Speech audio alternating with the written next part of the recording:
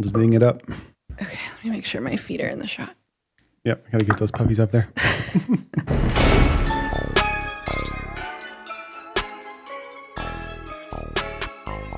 Hey, spooky friends. How's it going? How's it going, everybody? Welcome back to another episode. Woo woo. Woo-hoo. Now, I think we have a formal apology to make to the audience. Not clickbait. Not clickbait. First of all, we'd like to First say... of all, we'd like to say both of us went to college. We both went to college. We both do know our ABCs, but apparently not that well. Can't read a list because we jumped over multiple states going... Where we go? We went from Hawaii to Iowa? To Iowa. Skipping over Idaho and Illinois. Yeah. So we apologize to the people of those states. Oopsies. We make it up to you, Idahoians. We are making the state meal of Idaho for dinner. And what's that? Gumbo. Okay. Good one. Thank you. Wait for it.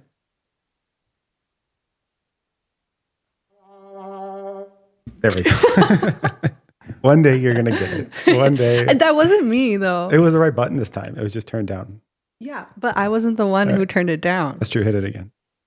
No. Oh, No. that moment's passed. Okay, so this we're trying to mix it up. Bear with us. This could be our best episode. This could be our worst. We'll see. But mine's a little different. I only have one story today. Just one? Okay. So I'll go first. Okay. So I got kind of like a 3-parter mini first one. Oh my God. Okay. And then one at the end that we can just drop if we run out of time. Okay, but mine is good. Mine is good. Mine is first. I'm gonna talk about the Terracotta Army, and then I have They're not okay. 2 cemeteries, and then we'll go to you. Yeah, let's do that. All right, cool. So I just had a very weird thing happen yesterday, and Leah said we should talk about it on the podcast. I did not. I was not the one that said we should talk about it. Oh, really? Then maybe I'll skip it. Anyway, so okay. How often have you heard the term Terracotta Army? How often have you thought about number the one, Terracotta Army, that's not even the right thing. What are you talking about? The term that people would be familiar with is the Terracotta Warriors. Yeah, oh, yeah. Sorry. Terracotta Warriors. Well, I guess I don't even know what I'm talking about. The Terracotta Warriors. How often have you thought about those or like heard someone talk about them, seen a picture of them, maybe see a picture if you're like... Picture. Yeah. It's, I guess in like 200 BC, some like the first emperor of one of the dynasties died and he got buried with this army of terracotta warriors. And I think it was like, they're all different sizes. Anyway, I hadn't thought about this in forever. Friday night, I have a dream where we like went to the terracotta warriors and like we were talking about them. I don't know. Someone was trying to buy them, I think. I don't remember. But, okay, good. And I forgot about it as soon as I woke up. Naturally. We go get lunch. And we happened to have the person sitting next to us was the world's most interesting man. He had met all over the world. This guy was doing everything. And the poor person that he was with was just listening to him as he told story after story after story. I think he was like a chaplain in the army or something because he kept talking about God. I don't know. Anyway, so he like goes into talking about the Terracotta Warriors. Yeah. Like the night after I had a dream about that. It was weird. Well, he was like, well, I've been to Vietnam. I've been to China. I've seen the Great Wall. I've seen the Terracotta Warriors. And then so we're listening to this guy, obviously the whole time we're eating lunch. We're not talking to each other. Yes. We are solely listening to this gentleman next to us. And I get in the car and then I was like, Joe, oh my God, did you hear that whole conversation? I don't know if you know, but that guy himself was a terracotta warrior. So everybody is just talking about the terracotta warriors all of a sudden. I was like, it's a little weird. Maybe you don't think it's that weird. And that's the end of that story. That's the end of that story. Thanks for sharing. Maybe we'll cut it out. But I'll get into my first real ghost. On to the ghostly stuff. On to the ghost. Ooh. Probably not have a woo-woo sound on our soundboard. Because I do it so well every time. That's true. Why would we need a sound? All right. So first one is the Canyon Hill Cemetery in Caldwell, Idaho. Okay.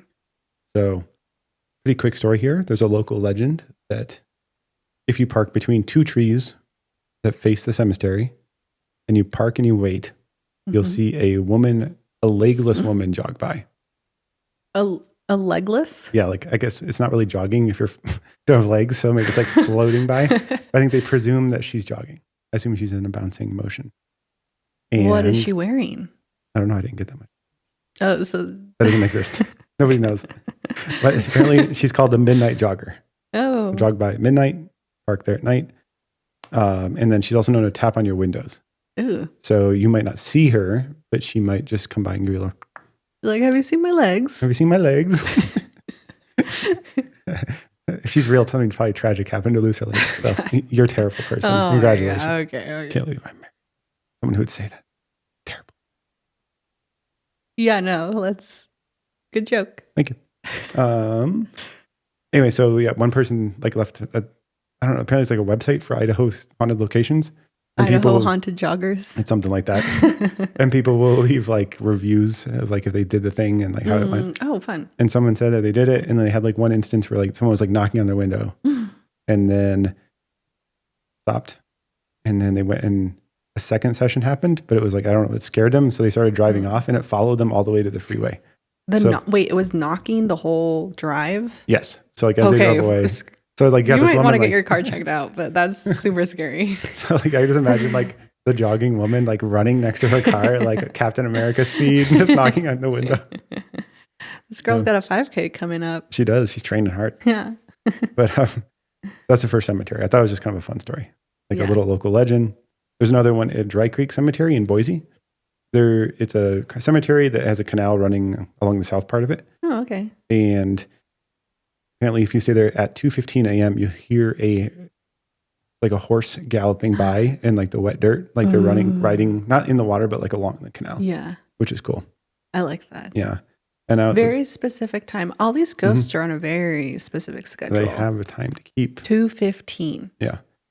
What if you died and you become a ghost and then you find out there's like really like there is like a schedule? Oh my God. To be a project manager for ghosts for hauntings. You die and you become another workflow management tool. Can we automate this? Can we automate the horse? How do I have ownership over my schedule? Who wants to trade shifts with me? But anyway, so I was like, I wonder if this makes sense like contextually, like in history. Like how long has this canal been here? Because it was made in like the 70s and then it's just like a story. Mm-hmm.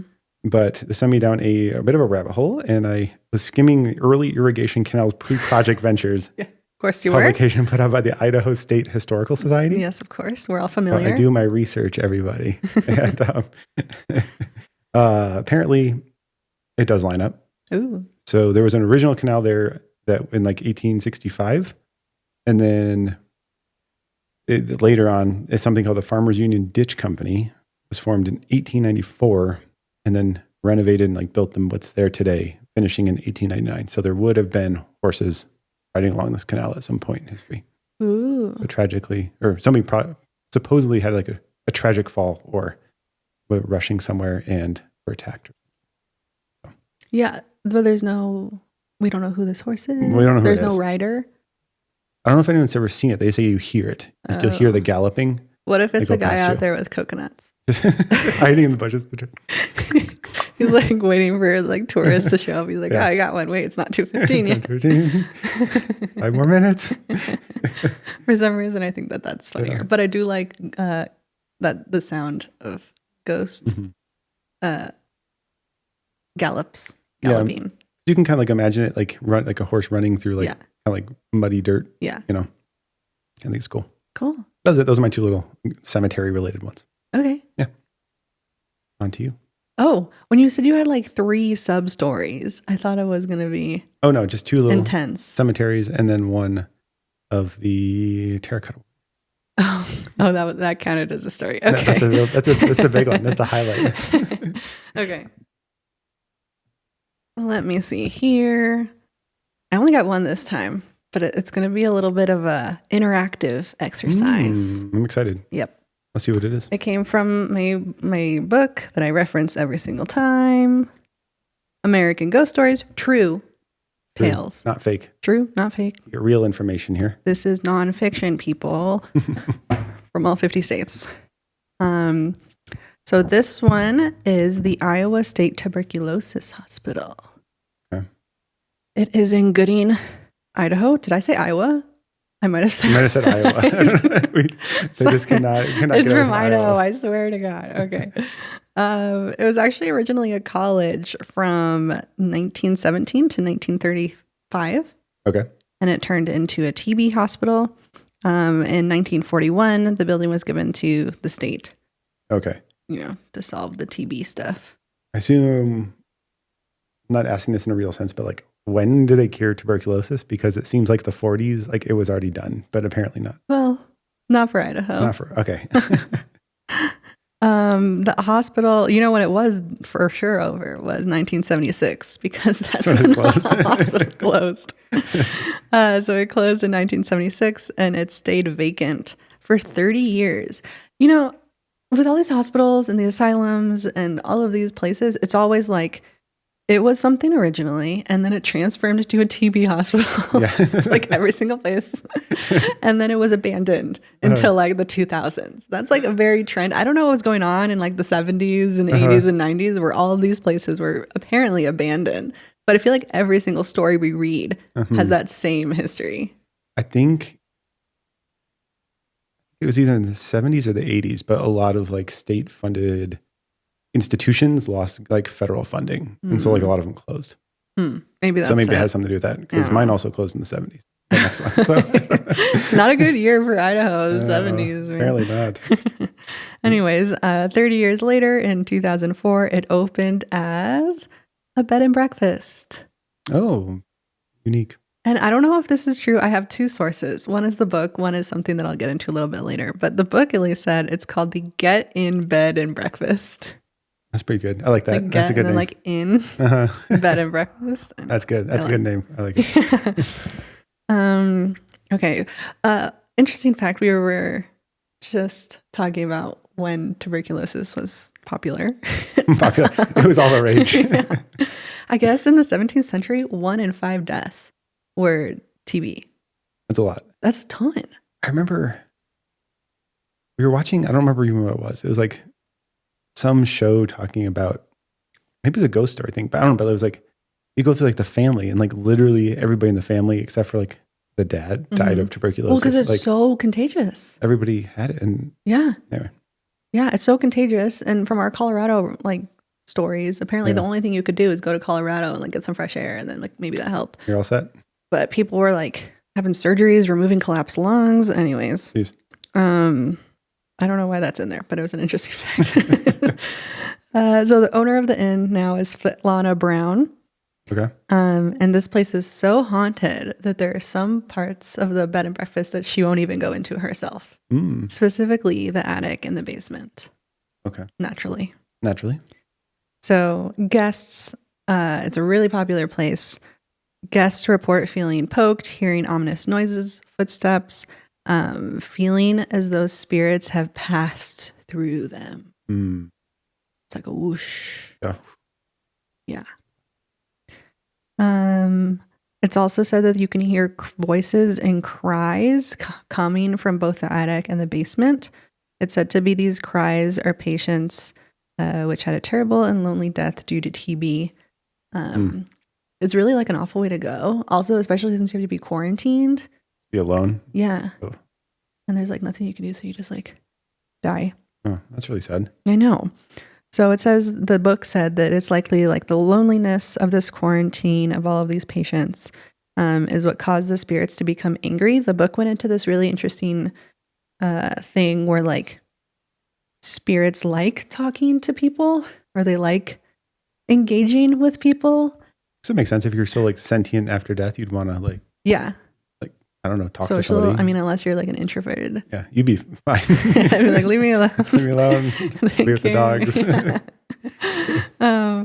But yeah, so it said that like in life, these people were lonely because they had to be quarantined. And then when the hospital closed and it was abandoned and vacant for 30 years, these spirits also had no one to interact with then. The loneliness continued. And it kind of made their spirits more frustrated, angrier, upset. I see. Give them like time to stew, for lack of a better word. Yeah, well, anger. It's like, even I'm dead and I can't talk to anyone. You know what I mean? Like, or you're just trapped with like the same annoying. Yeah, like why did roommates? I have to die into one of these places that are being vacant for the next 30 years? Oh my gosh. So it said that like that's one thing that caused like a lot of like unrest with these spirits was that additional abandonment. Okay. Because they were even further isolated than they were in life. Just imagine. You said like she doesn't go in the attic or the basement, but people hear like cries coming from there. Just imagine her like sitting, like prepping breakfast for the Airbnb and hear like the scream from above. She's like, nothing happened. She's like, we don't go down there. Everything's fine. Don't go up. Just don't go up there. There's like squatters in like her basement. Everyone's fine. The ghost. This is fine. However, though, there is one more friendly spirit, which is actually Dr. Alan Hart. Okay. So this is a spirit seen often like walking throughout the corridors, very busy, very focused, wearing a white like lab coat, like a doctor's coat, totally uninterested in everything that's happening around them, but purely focused on whatever very important task they're doing. So this Dr. Alan Hart worked at the hospital from 1938 to 1944. And what's so interesting about this person is that they were one of the first people to diagnose TB via X-ray. Oh, that's cool. Yeah, so this was a huge advancement in the treatment and early diagnosis for TB. Because you could like catch it earlier and treat earlier? Oh, yeah, okay. Of course. Okay. Meaning earlier treatments leading to better patient outcomes. Oh, that's cool. So really impactful person. Very cool that they were like at this hospital in Idaho. Yeah. Additionally, he was also transgender. Oh. So he was originally born Alberta Lucille Hart and had undergone surgery in their 20s, specifically in 1917, being one of the first men to go under that surgery. Oh, Alberto Lucille. So Alberta Lucille. Oh, Alberta. Okay, gotcha. Was their dead name. Gotcha. Yeah. So really impressive person. Throughout their life, they published 4 medical novels, and he was married twice. Huh. It said that he was so dedicated to his work that he never left the hospital. Permanently. Yeah, literally. He's like, I'm gonna fix this issue, even though it's solved at least by 76. Still in the same patterns. Yeah. It said that what's interesting though, I don't know how people, I guess, report this. I don't know if they've talked to Dr. Hart or this is just like observance, but apparently Dr. Hart is even too scared to go into the basement or the attic himself. Oh. Whenever we hear stuff like that, I just assume it's from like psychics who went in there who are like interpreting, maybe, and explaining stuff. Yeah. Because a lot of times you get like names for stuff or like explanations for stuff. And I think that's where it probably comes from. That makes sense. Or people doing like EVP sessions or turn on the mag light if you're afraid to go downstairs or, Yeah. Well. Yeah. Foreshadowing. Okay.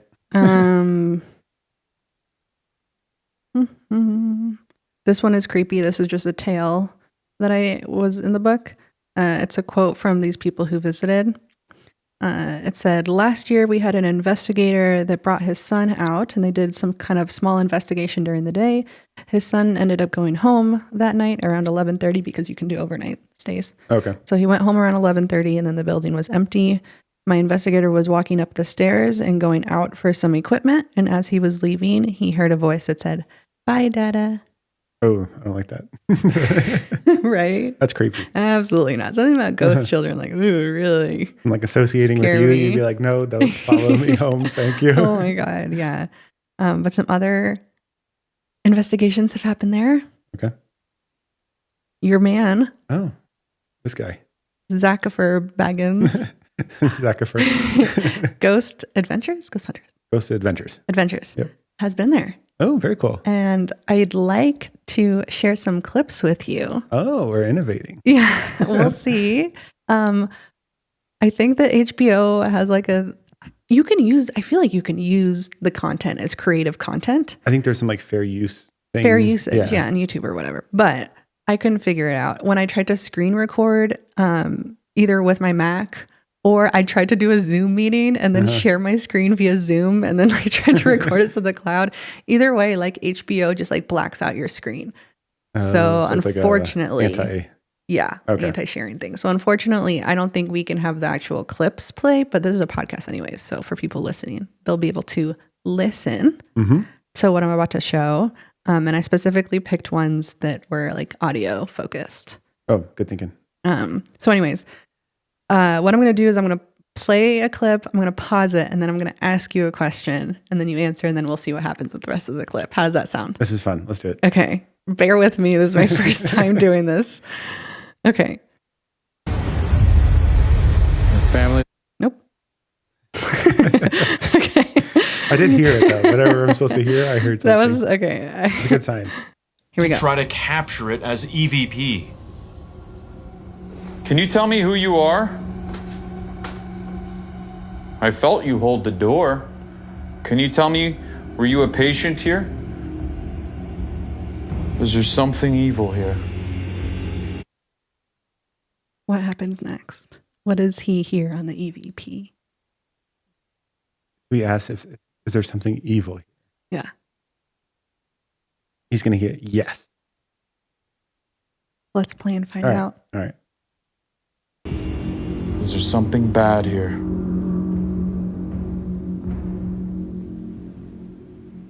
Hold on. Can you tell me who you are? What? There's something evil here. Something bad here.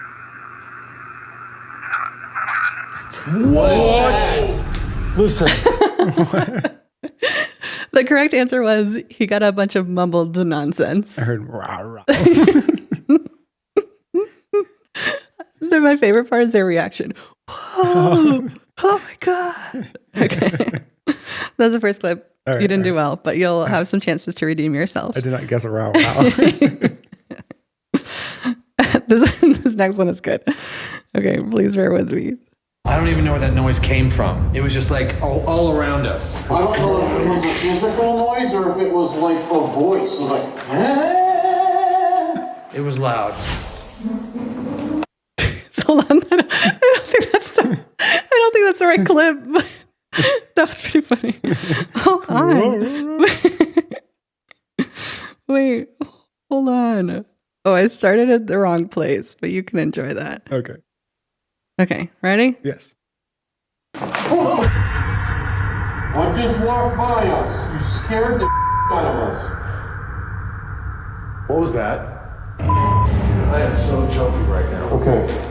Follow the direction of whatever you saw. It just shot straight down this hallway. Go nice and slow. Go slower. What scares Zach next? I just saw you, And we heard you. and we felt you. We need you to come out of there and show them what I saw. Oh, What scares him next? looking down a hallway. Yep. And there's just gonna be like a pipe bang. A pipe bang? Yeah, a pipe bang. Okay, good guess. Good guess. Also, having it now, like, I'm listening to an episode, I can't see it. Oh, sorry. Or, I mean, I can see a little bit. You know what I mean? Like for the most part, I just hear like what the audio, what's going on while you're working on it. There is so much noise that, like, without the context of what's going on visually, like they have like so many like sound effects playing with the music at the same time. They're like moving stuff around. Like it's like almost incomprehensible. It's just like it's like the world's going. Okay, well, hopefully people will be able to listen to this. Oh, no, They're yeah. walking down a hallway. You just heard them. Yes. Joe thinks that a pipe is going to I think it's bump. gonna be like a bang or like a bump. It could be like a pipe, or it could be like someone someone stepping above you, something like that. Okay, let's see. All right. Look, sorry, you scared us. You might be a good energy. Sorry. It's me.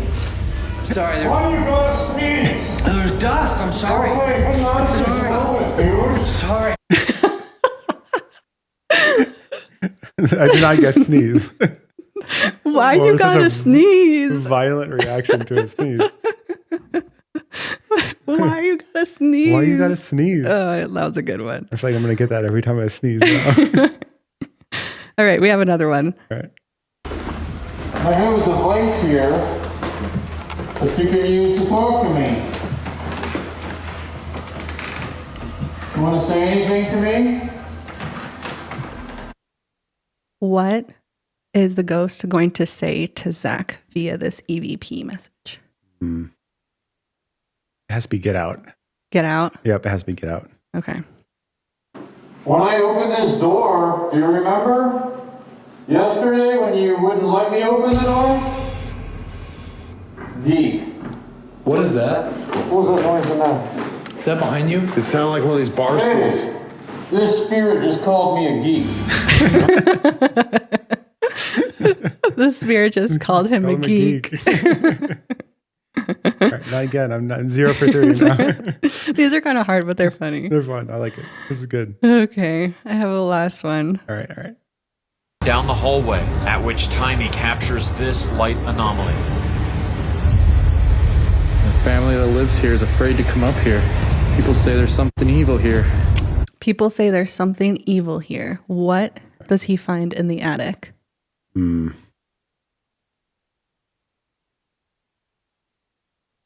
Has to be like a creepy doll. I'm going creepy doll. Okay. Actual dead birds up here.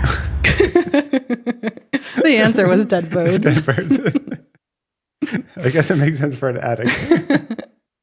Anyways, those were just some small clips of Ghost Adventures. I gotta say, I was doing research on this place, and yes, I found this one in the book. But when I Googled it, I found 0 other references to this hospital other than this Zach Baggins episode. Really? Because usually there's normally I always find web pages talking nothing. about like, It was we like, went stay here and it's spooky, check it out. But there was no backstory, there was no history, there was no wiki page.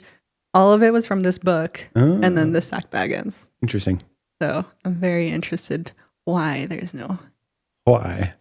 online evidence. We'll have to go investigate ourselves. Anyways, we'll edit that, so hopefully it was good to listen to. But I thought it was fun. that was our first time trying it. I wish we could show you the clips too. Maybe we'll figure that out in a next one. But for now, I hope you enjoyed those audio only clips. Yeah.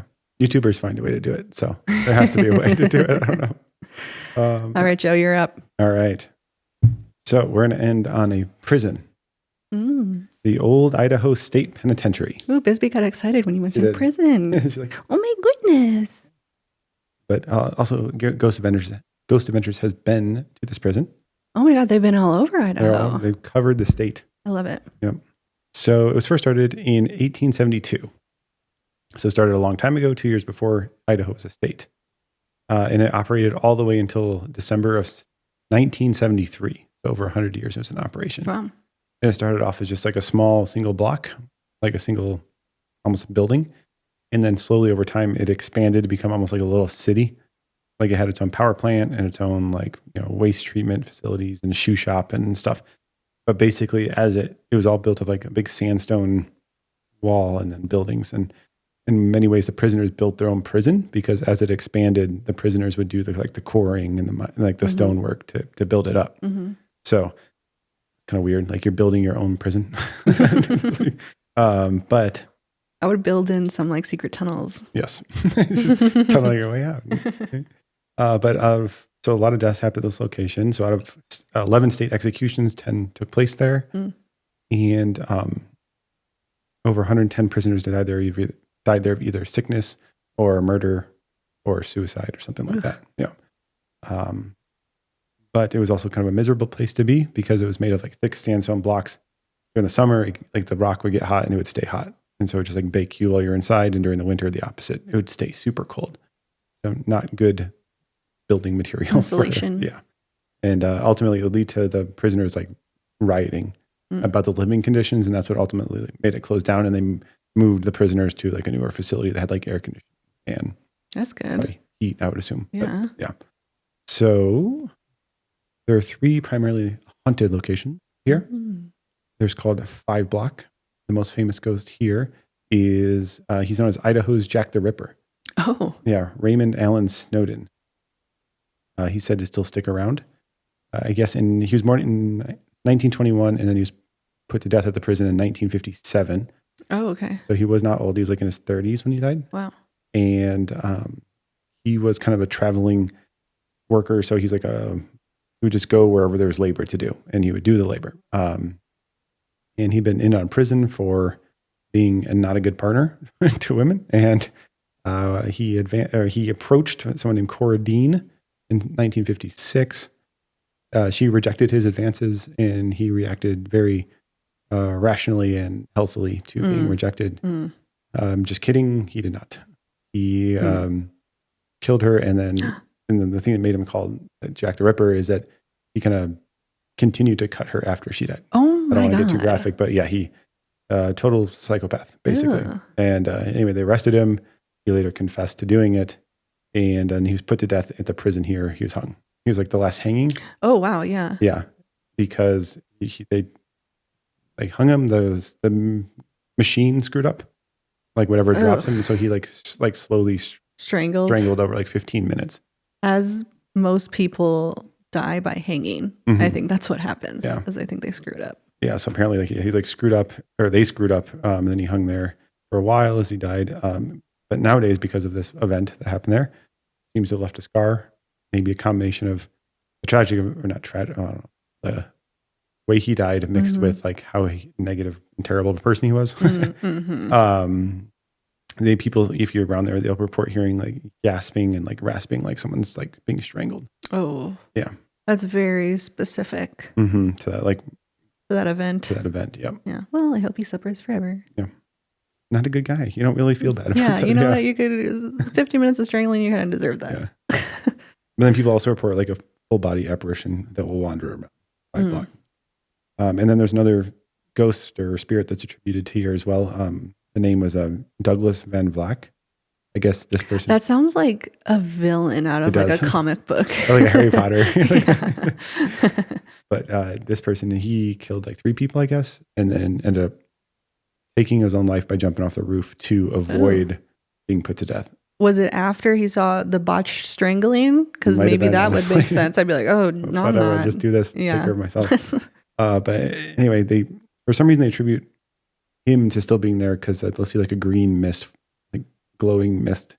Okay, back to the supervillain that I described earlier. That's why why would he have a glowing green mist? That's like the first time I've ever heard of a ghost have that.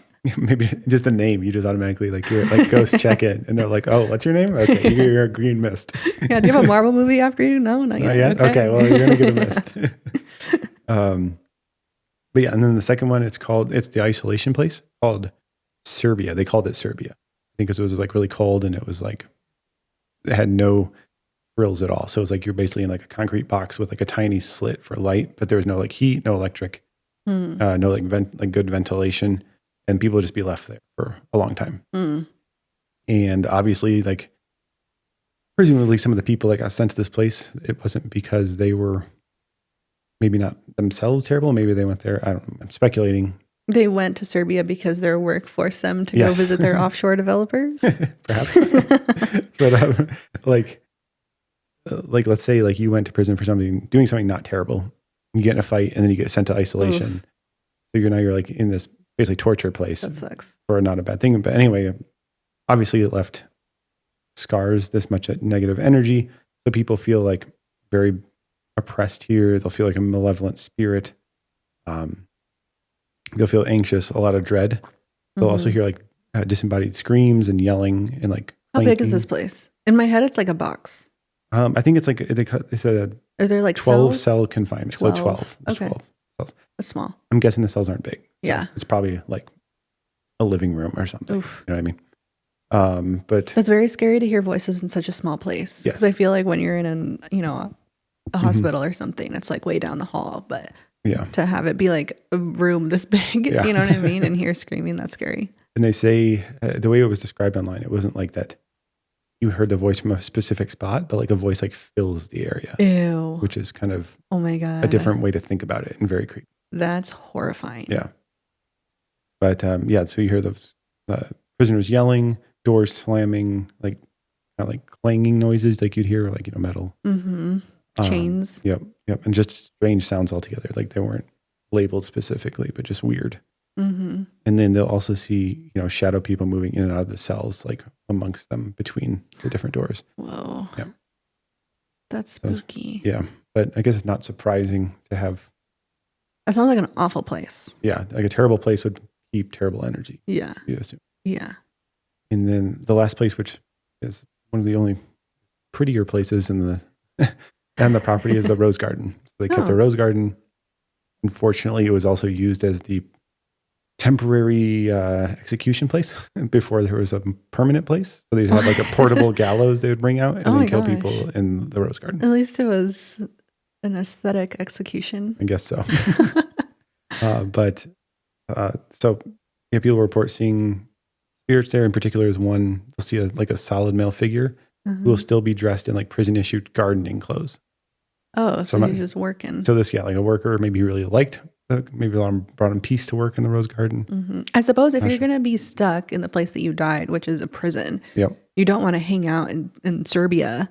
True. You want to hang out at the rose garden. Yeah. So that's where I'd be. And if you were in prison for a long time, you ended up being whatever. Yeah. Like in the good work gang, and then you die in the prison, and then you're like, well, I'm going to stay in the rose garden. Yeah. Yeah. Makes sense. At least it smells good here. Yeah, true. Well, that was all I had for this. Okay. Yeah. Cool. Yeah. Well, that was kind of a different one. It was a different episode. Hopefully we can cut it up and make it make sense. Yeah, we'll cut out definitely. my bad jokes. No, you're keeping all of your bad jokes in. Oh, good. And we're keeping all of the awkward silence while I search through video clips in as well. Perfect. Everyone loves that. All of our comments. More awkward silence. Yeah. Well, okay. So then next time is Illinois for sure. I think it's Iowa. Okay. We're going to redo Iowa round 2, and then 3, 4, 5. Come back to Illinois. And then ever if we get lost at any point, we'll just head back to Iowa. Again. But I have some, not like ghost stories, but I have, maybe I have teaser. I have some personal stories and unique experiences from Illinois. Oh, very cool. Okay. Yeah. You definitely have heard this before, but probably you've forgotten. I probably already been gone. Yeah. Yep. So Cool. Stay tuned for that episode. And stay spooky. And that's my line. I know. Okay. Well, I guess bye. Bye.